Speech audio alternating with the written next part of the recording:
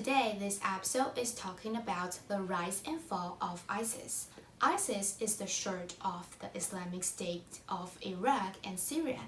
It is a brutal Sunni Muslim terror organization that gained traction and came to prominence in 2012 to 2014 during and after Syria's civil war.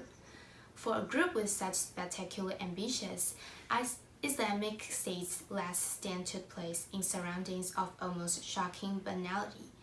A hospital and sports stadium in Raqqa, the Syrian town that was the political capital of its self-styled caliphate. After weeks of street-to-street battle and booming, this final stronghold fell to Kurdish fighters last week. More than 3 years after ISIS surged to global infamy with a stunning campaign of conquest, the end came to a whimper, not a ban. Many expert observers consulted prudence rather than celebration last week.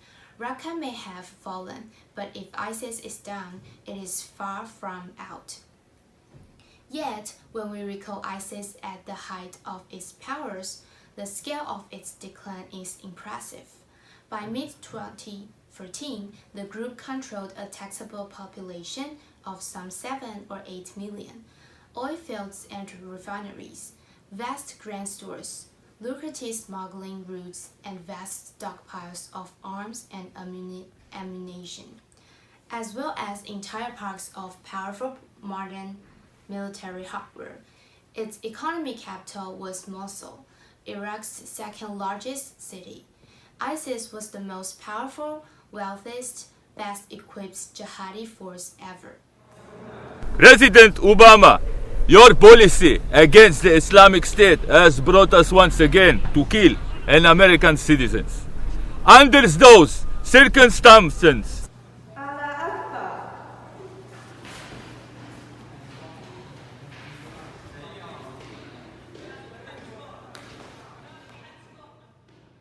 This is Rita, and I'm going to interview a sex slave who successfully escaped to Germany and to live. But in order to protect her rights and her privacy, we make some voice change, and her picture is also pixelated. So here's our recorder of the interview. They came to our village with their black flag. They kill our men and rape our girls. I tried to kill myself before the first time I was being raped. Islamic State members would touch the chests of captured girls to see whether they had grown breasts. If they had breasts, they could be raped. If not, they would wait 3 months to check again. The men used to rape up to 7 girls in one room, so everybody could see what was going on. The screaming was up to the skies. They were all screaming, but they could not help each other. They had to watch and go through what was happening. Once I tried to escape and was raped by 6 men in one night as a punishment. Those female ISIS terrorists would tell us, "You have to be raped to become a Muslim." I was captivated for 9 months and married to 9 husbands. My last husband told me to trust him. He said he wanted to help me to escape. He never touched me. This marriage relieved me. How am I telling you this without crying? I tell you, I ran out of tears. I live in southern Germany now. I used to have a dream to become a lawyer, but now I don't think I can do that anymore, but I'm eager to get a car license and be able to drive myself.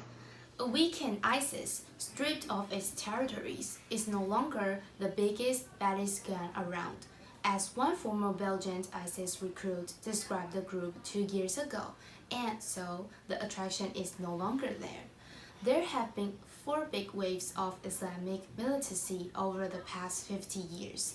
The first 2 in the late 1970s and early 80s, and then in the early 90s, remained largely limited to the Muslim world. The third and the fourth from the mid-90s through to 2010, and from then until now, have combined great violence in Muslim-majority countries with a series of spectacular attacks in the West.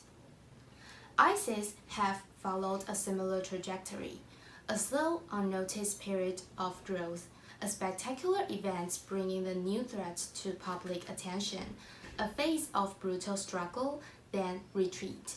One reason we often miss the first phase of the growing threat is that we are focused on the last phase of a threat that is declining. We should bear this in mind as we contemplate the smoking rooms of Raqqa Hospital and Sports Stadium. But a victory is a victory, and there are a few reasons for cheer these days. So let us celebrate the defeat of Islamic State and its hateful so-called caliphate, and keep a wary eye out for the next fight.